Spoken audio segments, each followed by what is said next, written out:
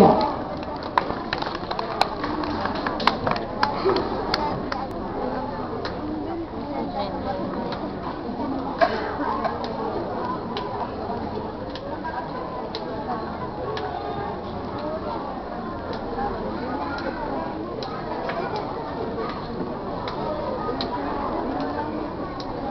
Christina Laban.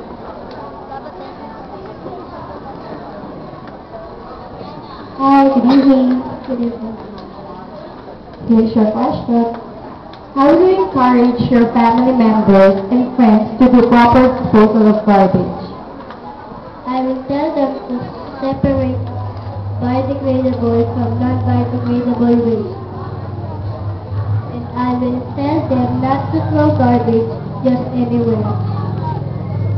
And I will encourage them to recycle things that can still be useful.